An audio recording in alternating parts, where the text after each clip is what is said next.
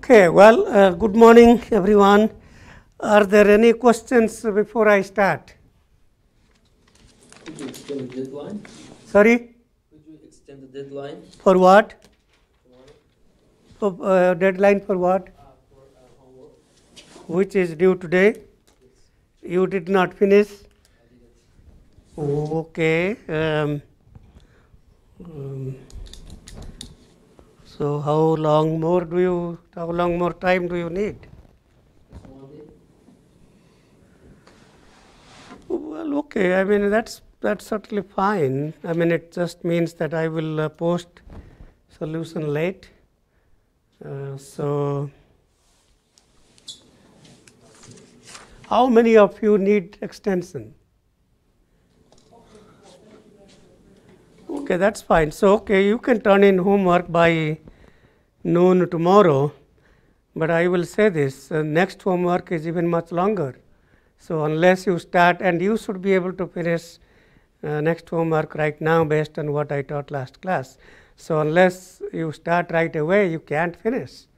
And that's, I mean, you can't wait until, you can't wait until Tuesday to start homework. I mean, you should be starting sooner. But that's fine. So, you can turn in homework by tomorrow noon, but it's not going to be useful, because unless you start quickly, you will not be able to finish in time. The pace of the class is intense. I mean, that's kind of why we tell students not to take, definitely not more than 3 classes. And if you are busy with something else, such as TA or RA, definitely not more than 2 classes. Okay. Homework, due date, homework 5. Is that 5? Yeah, due extended, due Friday noon, outside my office 6181. Okay, so you can place your homework, and I will post solutions very quickly after noon. And as always, there is no point collecting homework after solutions are posted. Okay. All right. Okay, that's fine with me. Any other questions? Okay.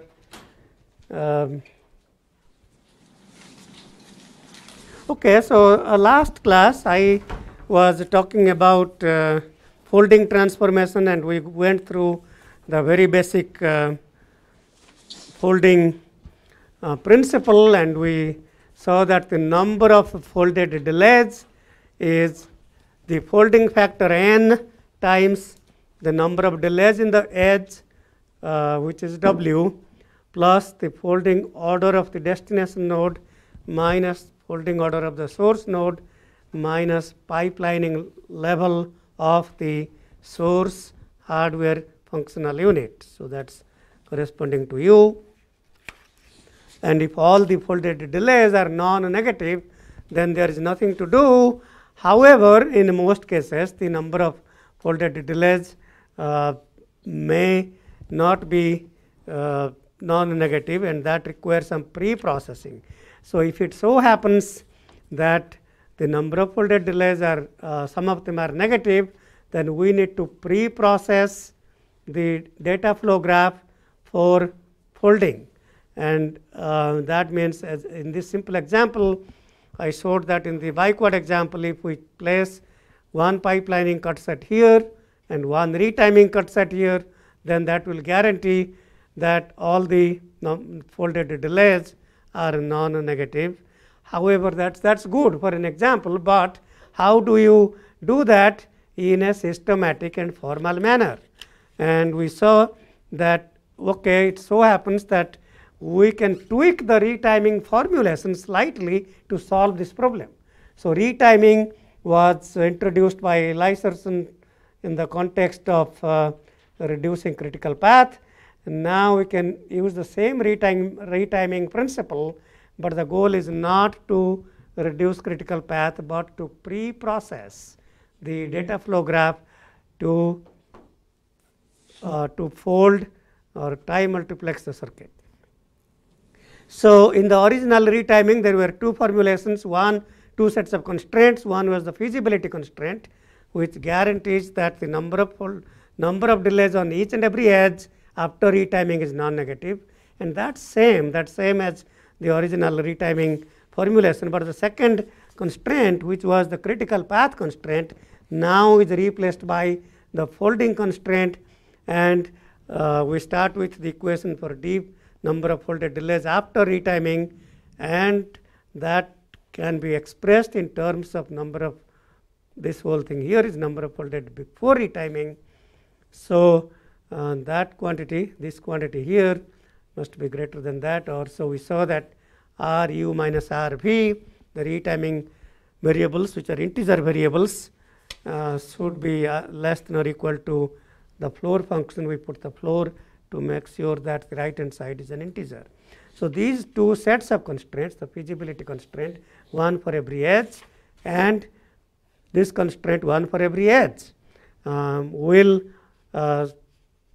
give us a solution for the retiming variables, and those retiming variables then can be used to pre-process the flow graph. But in this class, in homeworks and exams, you will find those retiming pre-processing by just inspection. So, you see which ones are negative, then you know that you need to place one or two delays, and then you figure out how to pre-process. So, but it's sufficient to know that a computer algorithm can do that. Okay. All right. So, so let me just quickly go through the same example that I was talking about.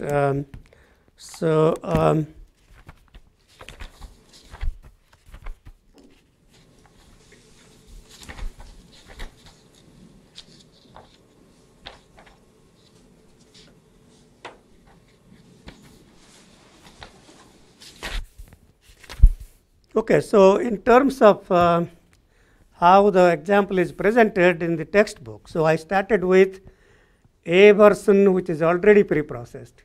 So that's to just show you that these are all non-negative. Okay, I mean that then you will get enough practice doing homeworks. Then that will lead to this flow graph. Learn how to do this kind of design. So these are the coefficients A, B, C, D operating in those cycles for the multiplier. You will also quickly see that. So be familiar with this design here.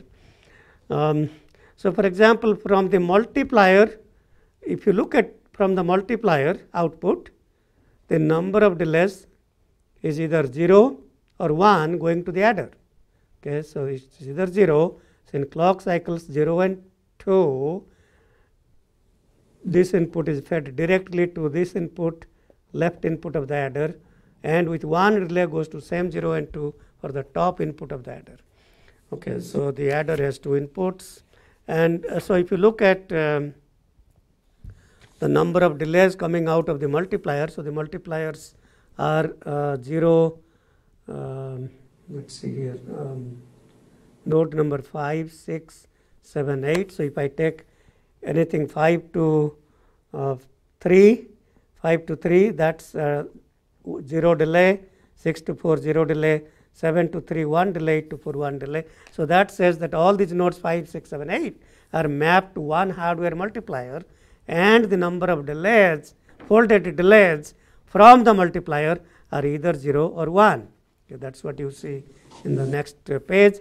And how do you know at what clock cycles they are fed. So, for example, that 0 delay is sampled at what time? You go to node 3. Node 3 is sampled at time instance 2. So, that is why you saw that 4L plus 2. So, as a matter of simplicity, when you see these numbers, you know the folding factor is 4. So, the switch is periodic with period 4. So, if I just put 0, 2, that means that is 4L plus 2. And if I put 1, 3, that is 4L plus 1 and 4L plus 3. If I do not even put anything here, just put 0, 2, you know the remaining switch instances are on the bottom one. So, that is kind of a way of not writing too many things. But so, that is your homework. As I post the homework by end of today, by late afternoon, the problem set 6 should be on the Moodle site. But the Verilog programming of this particular diagram is your next homework. And that is kind of my way of preparing you in a big way for the project. So, after you do this Verilog, I think you are ready to do the project of the class, and we will talk briefly about that, if not by end of today, definitely in great detail on next class. So, let us see how we proceed with time. So, be familiar with this diagram.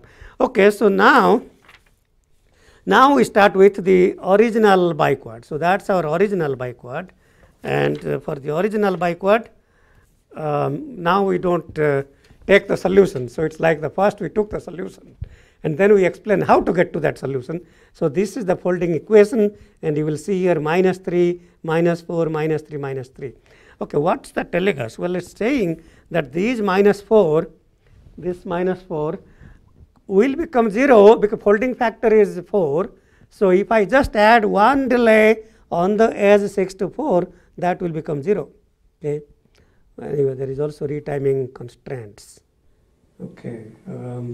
I did not ask you to do homework on writing this, but it's good to know. Okay. So, when I do that, minus 4 edge 6 to 4, let us take a look. So, edge 6 to 4, that is this edge here, that was minus 4. Now, by pipelining this cut set, I am adding one delay. So, what was now 4 times 0 now becomes 4 times 1. So, minus 4 becomes 0. Okay. Let us see, 1 to 2 is minus 3. That says I must have at least one delay from the node 1 to node 2. So, let us see where is, so that is 1, that is 2. Okay. So, again that pipelining cut sets adds one delay here. So, we add plus 4, and that becomes plus 1. Okay. So, let us take one more, that 7 to 3, which is minus 3, that is from the multiply to add. So, that says that I must add at least one delay, then the minus 3 will become minus 3 plus 4, 4 times 1, and then that will become plus 1. So, how do I, so here this is part of a feedback loop. That's, so, the data flow graph has a recursive part to the left and a feed forward part to the right. So, well, I can't pipeline this, but if I take this retiming cut set, move that delay, place that here, that makes that non-negative, and add a delay here as well. But what happens with this delay, the folded delays from node 1 to node 7, 1 to 7 had 2 delays. Now, that 2 delays will become 1 delay. So, that whatever was folded delays will go down by 4, will go down. So, 1 to 7 had 7 delays in the beginning. Now, that will become 7 minus 4, which is 3, and that is good because that is still non-negative. If it had become negative, then we would have to think about something else. Okay, so read these things, read the textbook. So, I want to talk briefly about minimizing registers or the number of storage units by lifetime analysis. Okay, we will talk briefly about that, and then I will talk about FFT, which is the core project of the class. Okay, but before I go to the lifetime analysis, let me just mention. Okay, so in this case, the output of the multiply was either fed with 0 delays or 1 delay. But if you look at the adder, in this case, some of the adder outputs are delayed by 1, some by 2, some by 3, and some by 5. Okay, so if you look at these folded delays, and indeed some are 1, 2, 3, 5. So the top up to here, these are the delays coming out of the adder. So the number of delays for the adder are 1 or 2 or 3 or 5. Okay, what does that mean? That says that, well, I could certainly take this and delay by 1 cycle, then feed that back, and then take the output, feed after delaying 2 cycles, then after 3, but it doesn't make sense. So a bad example would be to use 1 plus 2 plus 3 plus 5, that number of delays. But there is no need to do that. The max number of delays that I need coming out of the adder is max of 1, 2, 3, and 5, which is 5. And when you take after, so divide these 5 delays 1, add 1 more, that makes 2. I need 3, add 1 more, that makes 3. I need 5, so add 2 more. So by arranging like this, I need the fewest number of delays that I need to delay the output of the adder. Is that making sense? Okay. So again, always try to reduce the number of delays when you draw these architectures. Okay. Well, okay. So let's spend some time on talking about lifetime analysis and how to reduce the number of delays.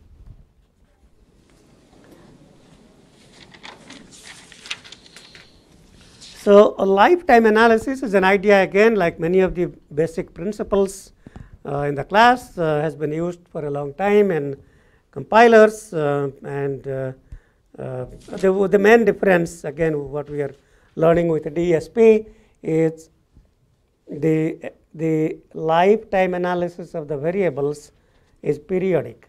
So that's the main difference. In traditional compilers, we have certain variables that become live and dead at certain point, and then that's done.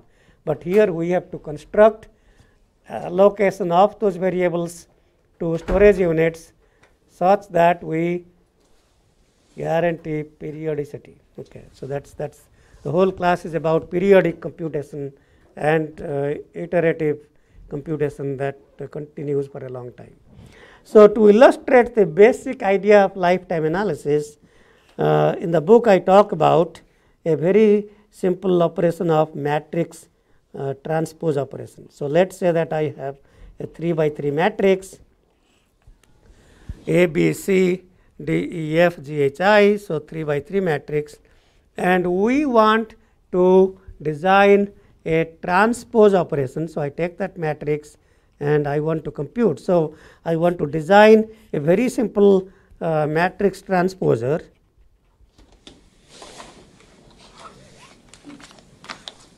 that takes these inputs row by row. So the inputs are A, B, C, D, E, F, G, H, I. So we take this, and by the way, when I say this is periodic, after these 9 cycles, another matrix step begins. So the A, B, C of the next matrix. So in some sense, we are computing here, the periodicity is 9. So that's kind of, so whatever this is going on here keeps repeating after 9 cycles. So we are interested in that template with periodicity 9. In the output, we are reading these in the transposed form. So B, E, H, C, F, I. So the outputs will be A, D, G, B, E, H, C, F, I. Okay. And again with periodicity 9, so this will repeat after the next matrix will be transposed. Okay.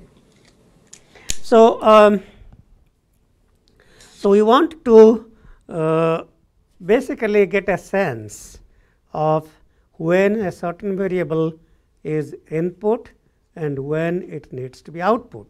So, if I take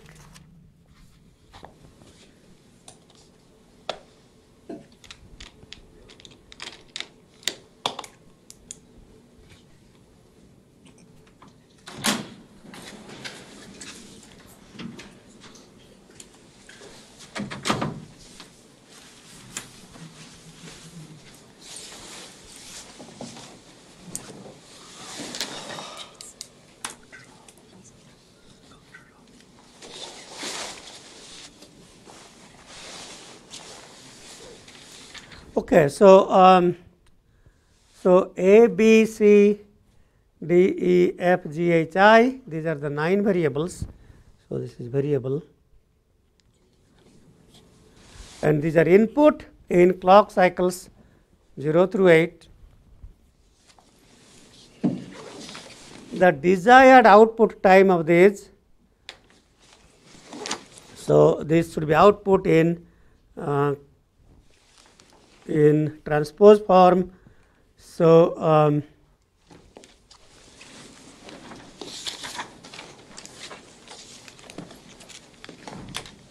so A is desired output is 0, D is 1, G is 2, B is 3, E is 4, 5, 6, F and I. Okay, so first of all, you will quickly see that the matrix transpose operation as stated here is a non-causal operation. So, that certainly we have to introduce some amount of latency to make this problem solvable. So, if you look at why this is non-causal, no, that's fine. Okay, here that's. So, this is saying that G is not input until clock cycle 6, but we desire to output that in clock cycle 2. So, the last element in the first column is not input for a long time, but needs to be output sooner.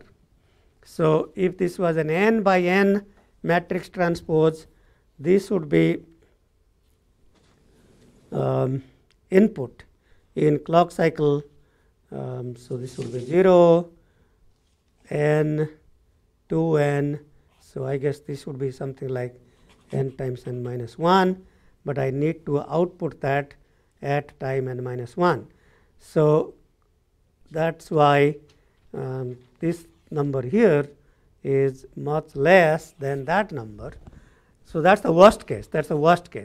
So, so the actual output, so that says that introduce a latency, the minimum latency that we need to introduce is 4, and in the general case of n by n matrix transpose, the minimum latency that I need to introduce would be n times n minus 1 minus n minus 1, and that would be n minus 1 whole squared.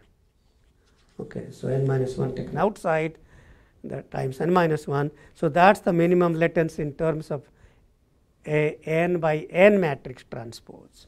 So, then that I know that the latency of 4 is introduced, then I can say, okay, that was the desired output, then the actual output is going to be 4, 3 plus 4 7, 6 plus 4 10, 1 plus 4 5, 8, 11, 6, 9 and 12. Okay, so these are the actual So we have introduced a latency of n minus 1 whole squared number of cycles, or in this case 3 minus 1 whole squared, or 4 cycles. So now we know at which time instance each variable is input and each variable is output. So then we can say, well, now we know for what time instances each and every variable is live, and as long as they are live, they need to be stored somewhere. Once they are dead, so for example, the variable A is dead after clock cycle 4 because I don't need that anymore, and we don't need to allocate dead variables to any storage units. Okay. So now we can construct what is known as a lifetime chart for these variables. Okay. So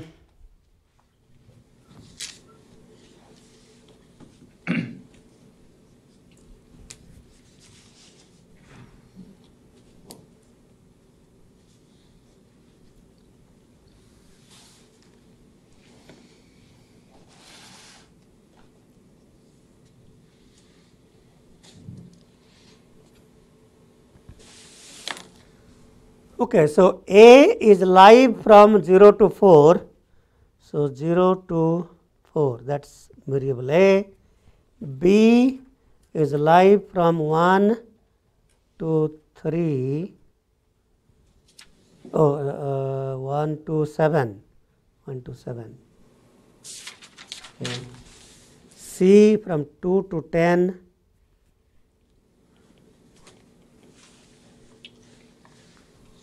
So that's dead after 10. D from 3 to 5. E from 4 to 8.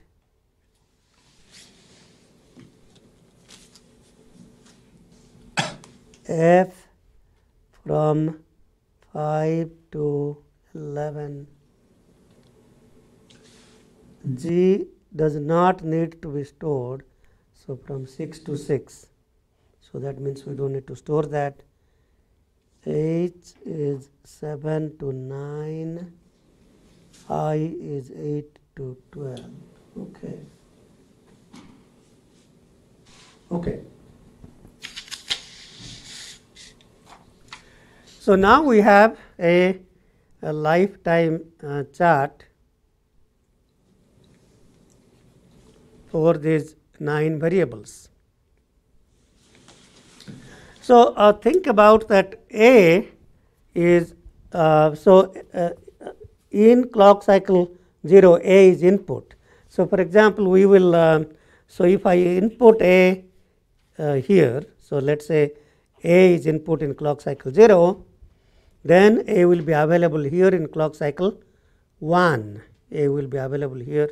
So I will count that this delay element or flip flop stores A during clock cycle 1. So if I ask the question, how many delays or how many storage units are needed, number of delays or storage units needed in clock cycle 1. So B does not need to be stored. I don't need to count that. So A is 1. So one variable is stored in clock cycle 2. C is just input. I don't need to count that. So that's 2. Here that's 1, 2, 3. 1, 2, 3, 4. 1, 2, 3, 4. I am not counting F. 1, 2, 3, 4. 1, 2, 3, 4. 1, 2, 3, 4. 1, 2, 3.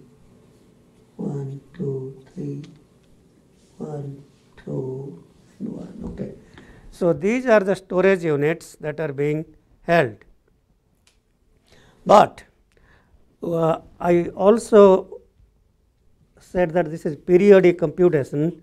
So the periodicity is 9. So that means that in clock cycle 9, we need to hold 3 values for the current transpose operation.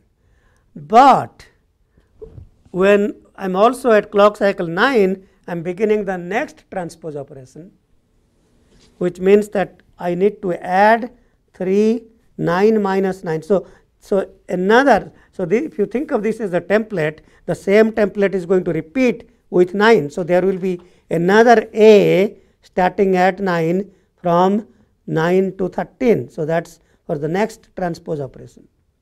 And I need to count that. So in clock cycle 10, we will have B corresponding to the next one, which was 1 to 7. So that will be 10 to 16. Okay, that will be A of the next one, B of the next one, and so on. But instead of drawing the next one, there is no point repeating these things. So I can just take whatever the storage units for A, I can just take 9 minus 9. That's periodicity with period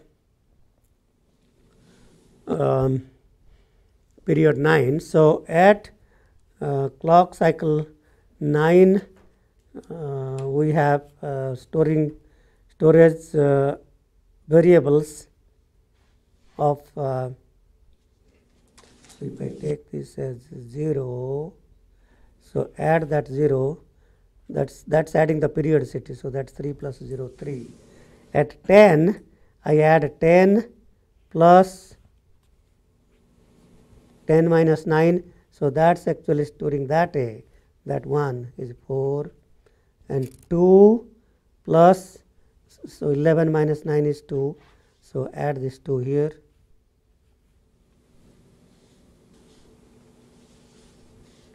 And for this one, add the 3. Okay, so so now take the max of all these, and the max is 4. So max of all lifetime number of delays here is 4. That says that the minimum number of delays that we need is 4. Okay, so that's kind of how we find out the minimum number of storage units. So this particular way of describing the lifetime chart is known as a linear lifetime chart.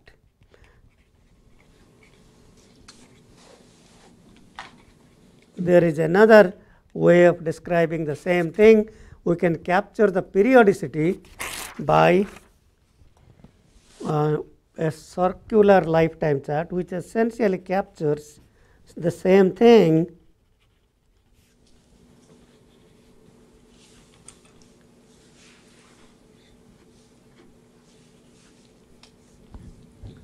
So the so-called circular lifetime chart captures the same thing, and the way we can do that is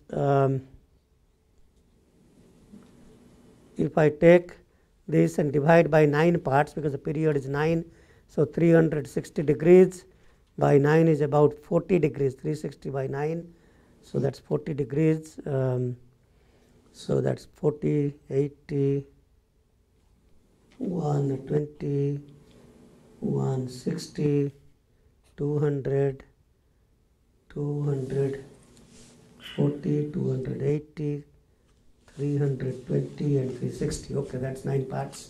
Okay, and then we can now represent the 9 variables. So this is, think about these again as time partitions: 0, 1, 2, 3, 4, 5, 6, 7, 8.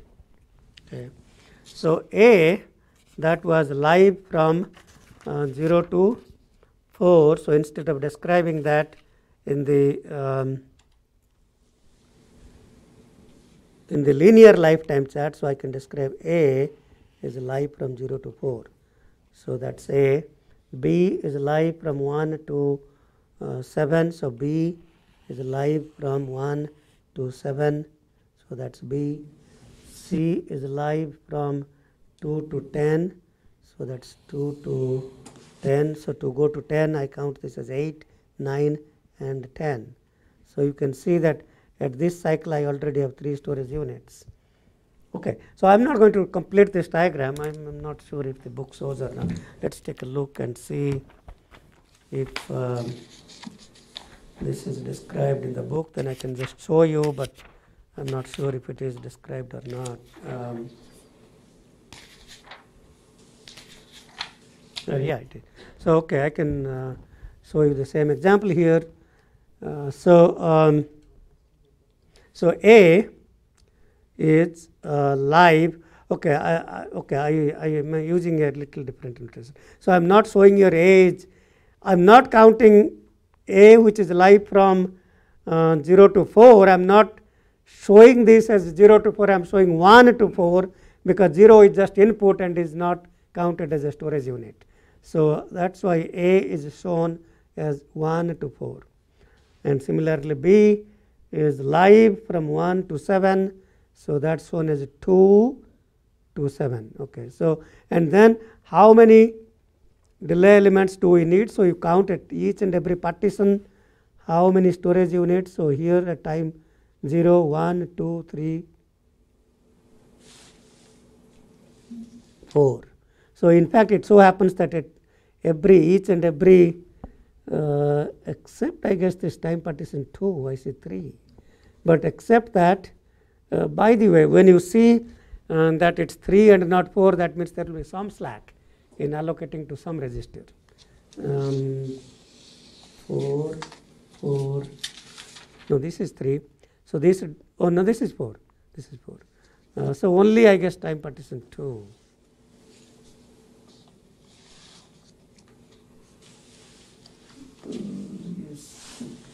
Yeah, time partition 2, which was I guess what we saw in 2 plus 8 period 2 plus 9 is 11. Okay, what does this? So maybe, oh no, that's not true. So actually time 2 is also 4. I didn't see. So 1, 2, 3, 4. I didn't see that. So in fact, there is no slack here. So every time partition, it should be 4, I guess. Okay.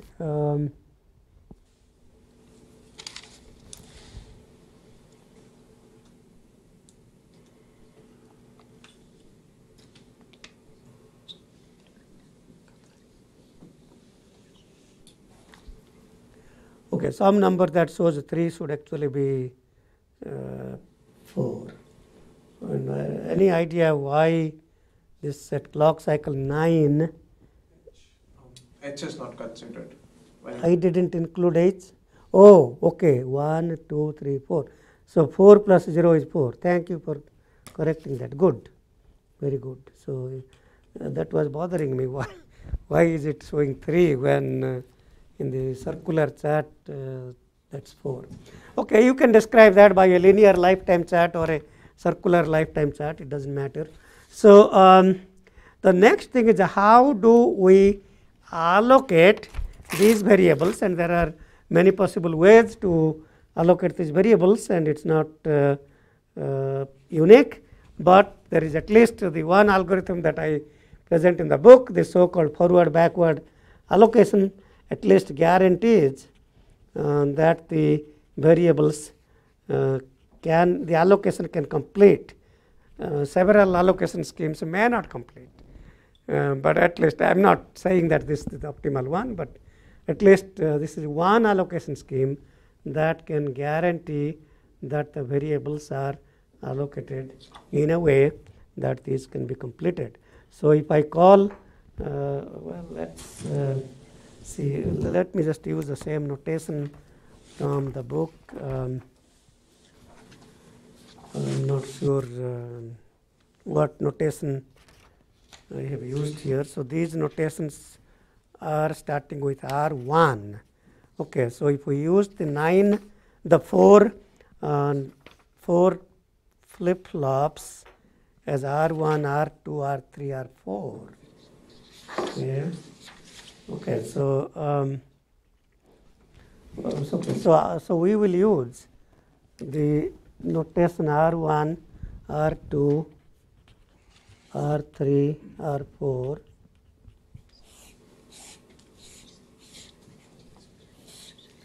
Okay, this is clock cycle.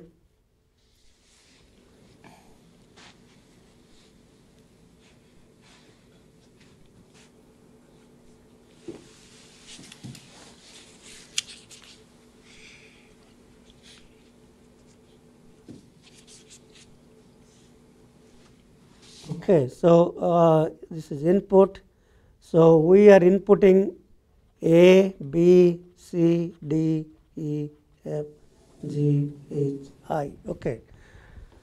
Okay, so let me see the storage of these variables. So A is live until 4. So A should be live until 4. So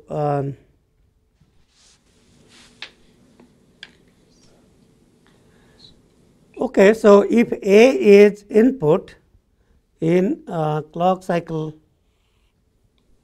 0, it will be available at the output of clock cycle at the output of R1 in clock cycle 1. So this is the input of R1, and I need to hold that until clock cycle 4, and I guess at that point A is considered dead. So we put that as a red circle. That means I do not need to store that any longer. B is live 1 to 7. So B, B, B, B. So that's the what I am doing right now is the so-called forward part of the allocation. So we are now in clock cycle 5, and B needs to be held for 2 more cycles. Okay, I'm going to stop. So that will do that in the backward step. So the forward step, we are only allocating forward. C is live from 2 to 10. So C is allocated in a forward manner, and that's 6. So we need to hold that for 4 more cycles. D is live from 3 to 5. So that's dead right there. I don't need to propagate that anymore. E is live from 4 to 8. So that's actually perfect because it will reach R4 and then does not need to be held anymore. F is 5 to 11. So 5 to 9 goes in the forward part, and then it needs to be held for 2 more cycles. G is dead right away, so we don't need to hold that. That's dead at clock cycle 6. H is 7 to 9. So we don't need to hold H any longer. I is live 8 to 12. That's again perfect because 8 plus 4 is 12. And that's done. Okay, so so that's called the forward part. Now we need to do the backward part, which is to make sure that these can be stored for 2 cycles, 4 cycles, 2 cycles, and F was I guess 4 maybe. F was 11, so it is 9. Okay, 2 cycles. Okay, and what about I? I is dead. Okay, so these 3 need to be allocated backward. Okay, so now,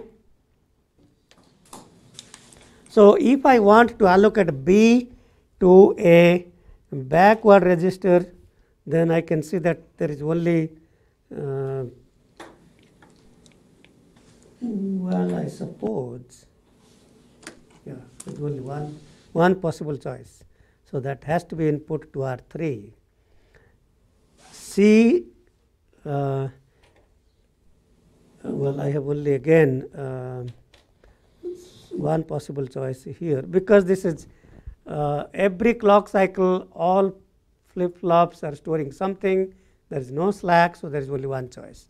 But here is something to remember. So when we construct these mappings, because it is periodic, we are supposed to make sure that we prevent wrong assignment. So for example, at this cycle 1, A is held, so 1 plus 9 is 10. So we mark that periodically. So in fact, every assignment here, we need to, before I begin backward, we need to mark this periodically. So why? Because we want to make sure that we do not allocate anything here, because A of the next matrix transpose will be sitting at 10, B of the next matrix transpose will be sitting at 11. So periodically, so this is 2, so starting with 11, 12, okay, so we mark those things.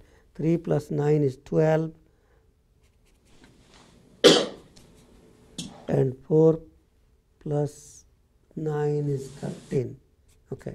So the reason we hash these spots is because we want to prevent wrong allocation of backward allocation. We don't see that in this example because this is there is no slack, but in examples where there is a slack, we might allocate variables in a wrong way. Okay, now this A can be allocated, B can be allocated the backward. So now I am beginning the backward. So first allocate forward, then prevent wrongful allocation by periodically taking the template and hashing with period 9, so that we prevent wrongful allocation, and then B comes here to the input of R3, and then B is then goes forward again, and that's dead at clock cycle 7. So we are done here. C is allocated to input of R1, and that needs to be held for 4 cycles. So that's done here, and then E needs to be what? F.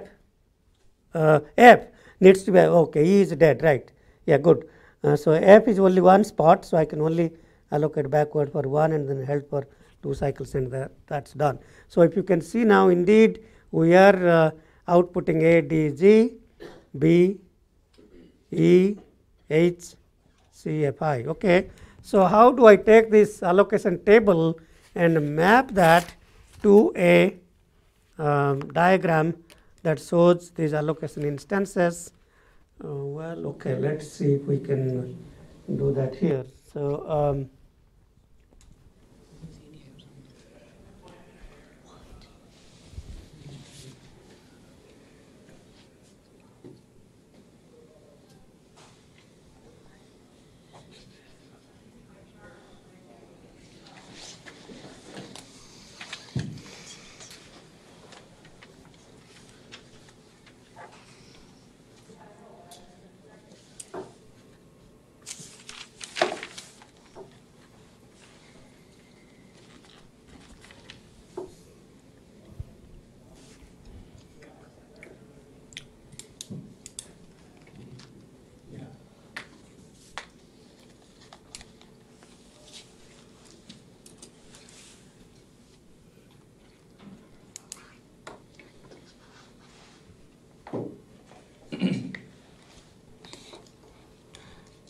okay, let's take a look. So for the input of R1,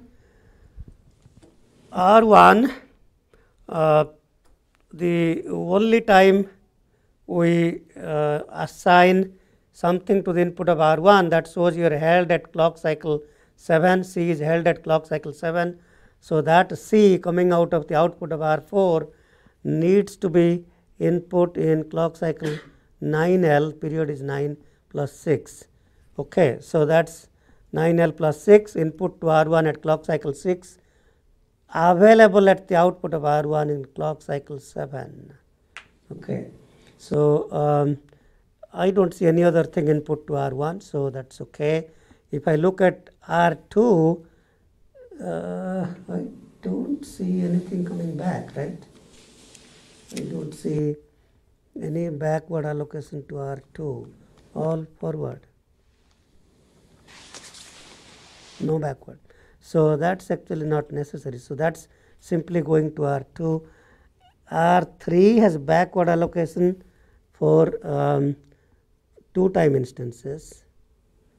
R2 is fed to R2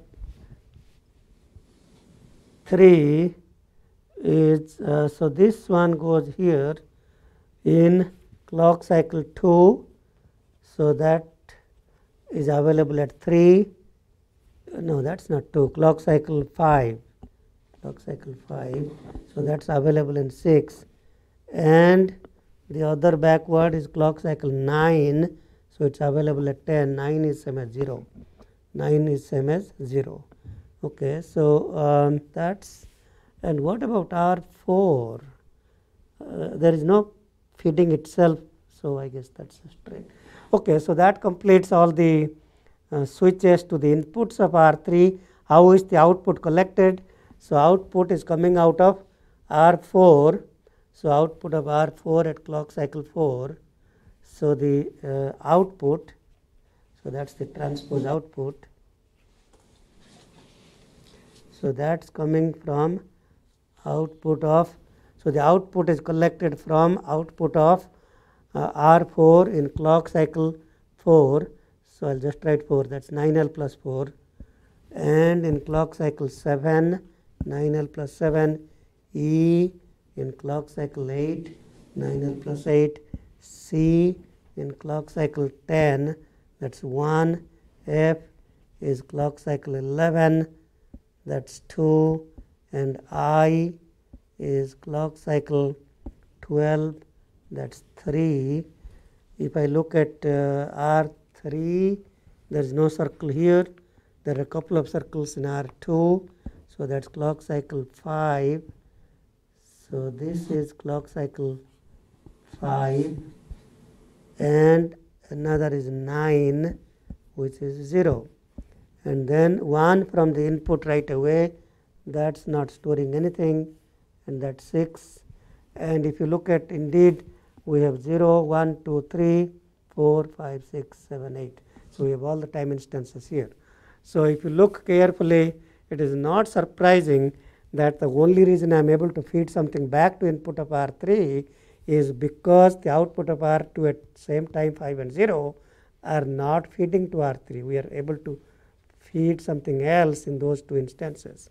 Same with input 6, clock cycle 6, we take that output, and that's the reason, because the input doesn't need to be stored, I am able to feed something back to R1 input at same clock cycle, so that I can reduce the number of storage units.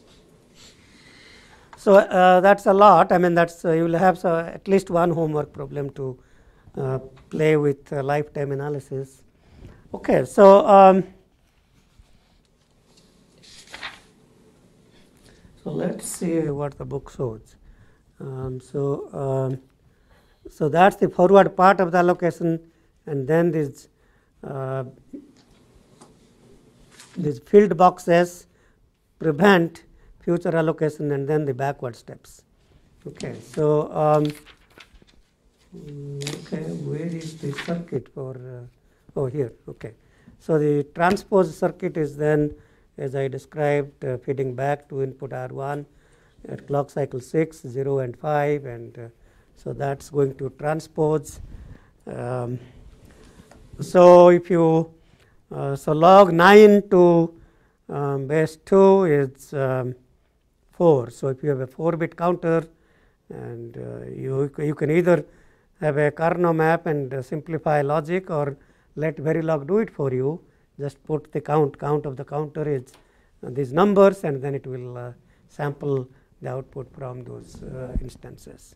Okay, so that's the purpose of your homework of taking the biquad circuit and writing Verilog code to do that. So that's why I've assigned you that. So you understand how to map these switches at multiple time instances to circuits. Okay, so that's okay. So there are a couple of other examples. I'm not going to go through more, but read those things, and there is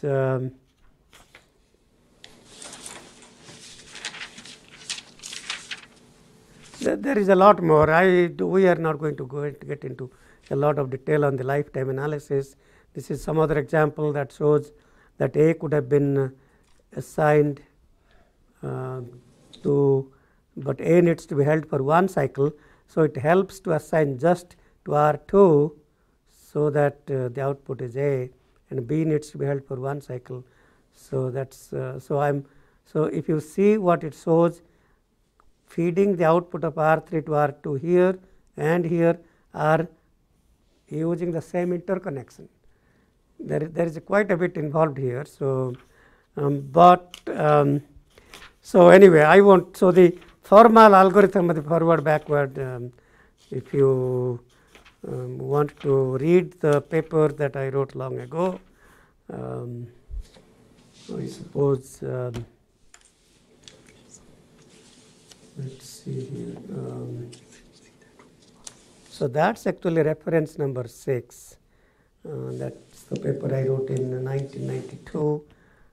So the forward backward allocation is from that paper. So there is a lot. That's a long paper. We are just going through very simple examples. So well, the textbook can't have, textbook is not collection of papers. Okay.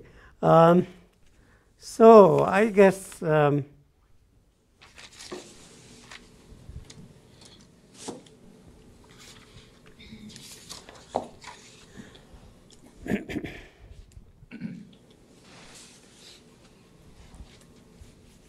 okay, so what I want to do next is really talk about the FFT architectures, and that's not in the book, but there are a number of papers in your handout. And in fact, the reason I had given you the problem set 1 to draw those data flow graphs so that we can go through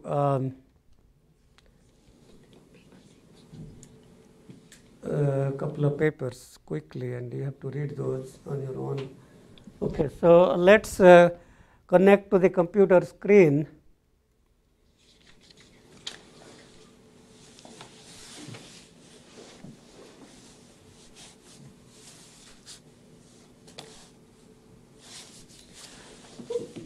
Okay, so we are going to, let's take a look at this paper that is in transactions in VLSI. Believe it or not, that paper came out of project in this class. I'm not sure, maybe 2009 or 10 or 11, not 11, I guess maybe 9 or 10. So, so what we tried to do, what I tried to do in this paper, so this was submitted in 2009, so I would assume this was part of the project in class in 2000, probably 2009 or something like that. The paper was submitted in August 2010, so it might have been in spring 2009.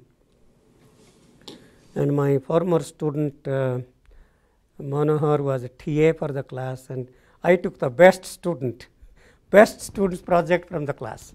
Mike was my master's student who did the best project in the class, and he became a co-author of the paper.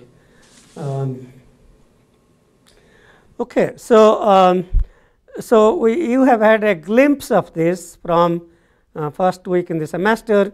So what we are interested in is to design FFT accelerators. FFT accelerators are very important building blocks in all kinds of wired and wireless systems.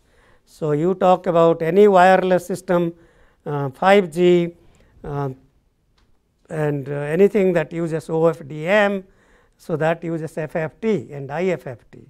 And so in fact, the ideas from this paper, Manohar is now using these ideas in the, well, I'm not sure if I'm supposed to say more, but maybe I'm not. So, but let me just say that these have gone into 5G modems designed by companies. I probably am not allowed to say more than that. Okay, so so this is the, in your homework, you will design 16-point architectures, and I'm just going to briefly go through 8-point. So you understand the basic concepts, and then you will, again the solutions are in the paper, but I want to see you derive that, and then once you do that, then you understand more, and then we'll talk about project next class. Okay, so so that's the 8-point FFT, And then the data flow graph. So 8 point means there are log 8 to base 2, there are 3 stages, and these butterflies in stage 1 are marked A0, A1, A2, A3, in the next one B0, B1, B2, B3, and C0, C1, C2, C3. Okay. So, so what we saw in the beginning of the paper is to describe these folding sets that can lead to these well known architectures published in the literature. So, if you look at this architecture in figure 6, the so called folded architecture, that's called R2MDC, so called R2 is radix 2 and MDC multi-delay commutator, and that's a great paper coming out of Lund University in Sweden by Hay and Terkelsen, and you can certainly read their original paper. Let's see, that's reference number 4, a new approach to pipeline FFT, 1996. I can't remember, but it's Sursang, I think Sursang He, Ha, okay. Yeah, he was doing his PhD in Lund University. So I did meet him in 1999 when I was teaching this class as a visiting faculty member at that time, and he was certainly attending all of the lectures. He did not miss a single class. Okay, so how do we, so in those papers they just show that these architectures compute FFT, but you know, I try to think about, okay, well, I mean, this is great, but how does it compute and what's the basis of the design? So I try to explain the basis of this design by using folding, and that's kind of what we are trying to do. So so let me just show you. Okay, so in this the inputs, there are 8 inputs. So we assume the inputs are input in clock cycle 0, 1, 2, 3, 4, 5, 6, 7. So input x1 is input in clock cycle 1. Input x5 is input in clock cycle 5. Now, well, let's just do one example, and it's probably okay to spend some time, and I do want to explain this in some understandable manner.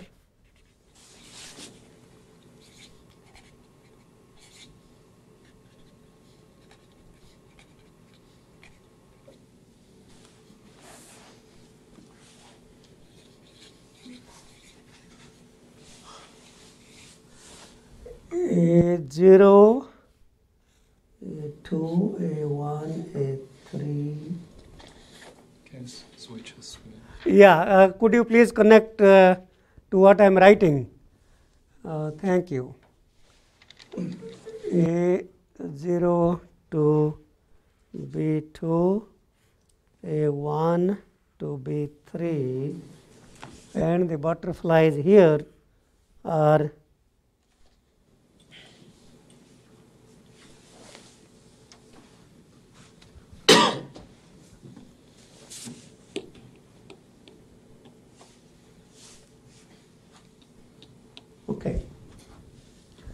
okay, so that's the data flow graph of the 8-point FFT, and these inputs are 0, 4, 1, 5, 2, 6, 3, 7. Okay, so inputs are fed serially. So when do you think we can compute the butterfly A0? What is the earliest time that we can compute A0? Clock cycle 4. So if I write down the folding set for A, so A is going to begin in clock cycle 4. Okay, so A0 begins in clock cycle 4, And then okay, in this particular one I have not assumed pipelining. So we just assume p is equal to 0, then that means this 4, 5, 6 and 7, and this input is available at 4, this is available at 6, this input is available at 4, 6, this one is available at 5. I am not pipelining any butterfly, and this is available at 7, and this is available at 5 and 7. Okay. So now what time instance can I use B0? B0 can begin in clock cycle 6. So let's say 0, 1, 2, 3, 4, 5, 6. So I can compute B0 in clock cycle 6. These are folding sets, ordered folding sets. B1 can begin in 7, B2 can begin in what time? 6. Yeah, I mean, yeah, it is at 6, but I am mapping all these butterflies to one hardware butterfly. Now, something is wrong. Something 0, 1, 2, 3, 4, 5, 6, 7, no, that's fine. Okay, so B2 can be computed. Okay, it could compute as early as 6, but all these, so it's already busy. This data path is busy at clock cycle 6 computing B0. So I cannot compute B2 at clock cycle 6, although the precedence constraints are met. So the earliest time I can begin B0 or B2 is clock cycle 8. Is that making sense? Any questions? And B3 can begin as early as 9, as 7, but I begin that at clock cycle 9, then these are null operations. Okay, C. So now we compute this. So I am now going to write down this is computing at 6, 7, 8 and 9. Okay, and then C can compute. So this is available 6 and 7. So this could compute as early as 7. This could also compute as early as 7, but there is only one C data path, one C. So I can compute this at 8. This can compute at 9, and let's say this is 10. So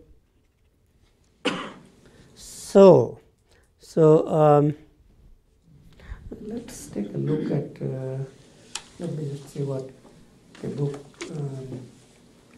or the paper shows. Okay, so A was A0, A1, A2, A3. That's correct. B is B2, B3. Then 4 null operations B0, B1, and then C0 is computed at 7. That's correct.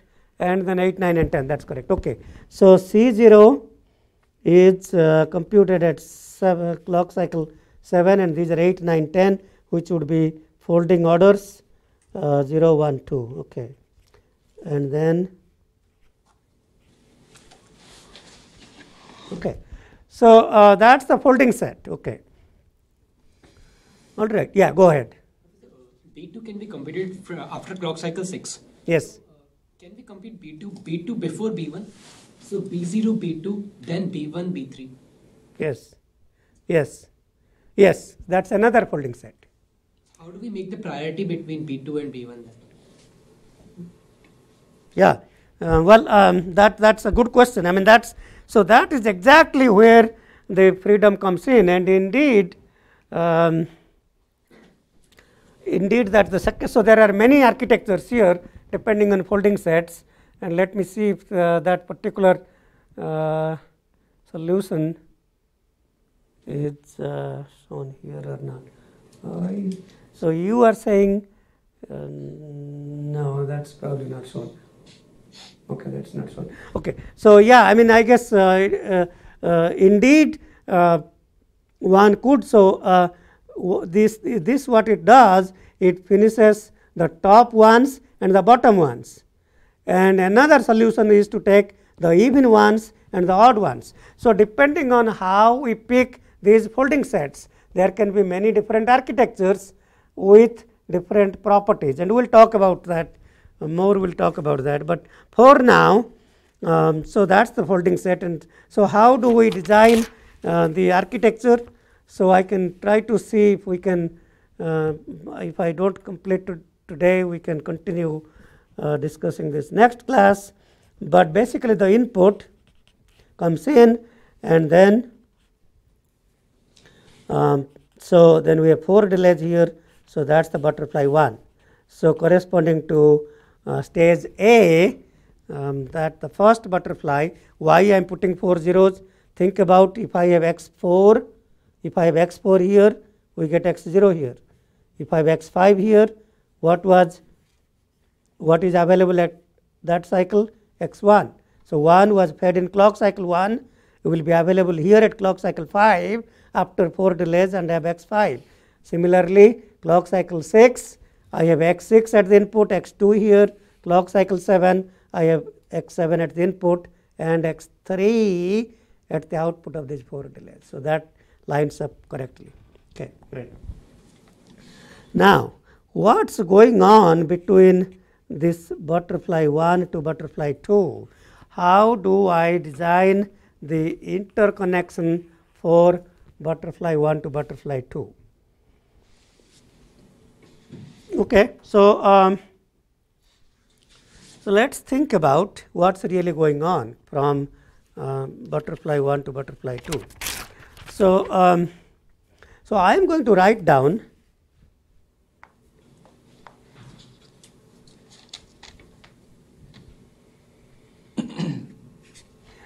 when exactly are these inputs. So, at the top input, so we have these, this is available at, let us see, these are available at 4, 5, 6, 7.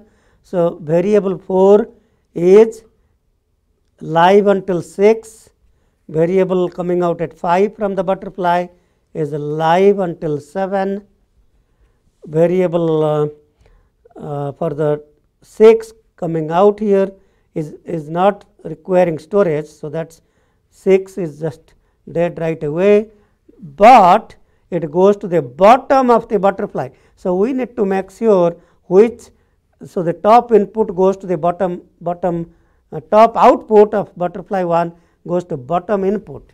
So, there are 2 inputs to the butterfly. So, this top output goes to bottom input at clock cycle 6. So, I put bottom B, and top output at 7 is also dead, but goes to bottom. Okay, so that's I put B. Okay, so what about the bottom? So, the bottom outputs 4 goes to 8, but that's going to the top of the butterfly. 5 of the bottom goes to 9 of the top butterfly input. This bottom 6 goes to bottom 8. So, 6 to 8. I am not putting bottom because that is assumed, bottom going to bottom, 7 going to 9 at the bottom. Okay. So, those are the time instances. So, if you think about what is going on then, so this is the top, so these are the outputs of the butterfly 1.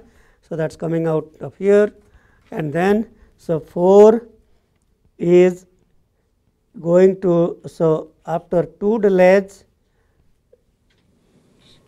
so this is the top of the, so this is butterfly 2. So, this is switching between, so this is clock cycle 6, this is periodic with period 8, clock cycle 6 and 7, and that is switching to the top wire, and for the top wire for clock cycle 8 and 9, that is coming out of the bottom. So, we will take care of that, and the bottom here is connecting to 6 and 7. So, at clock cycle 6 and 7,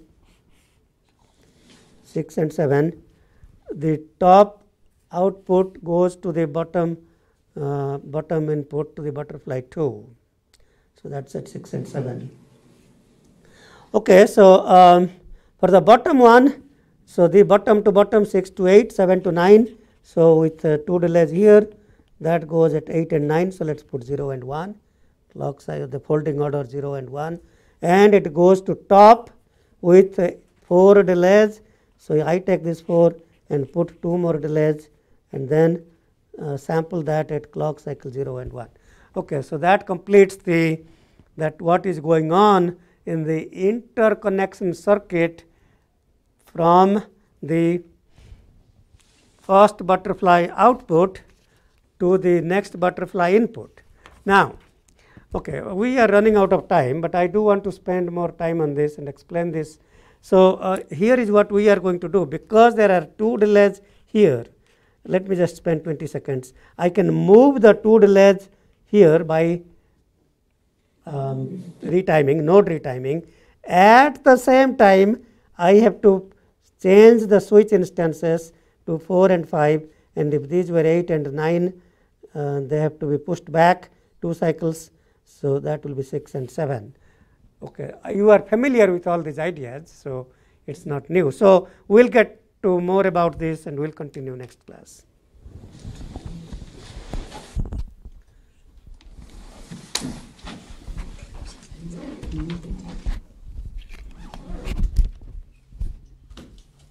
Okay, I have your graded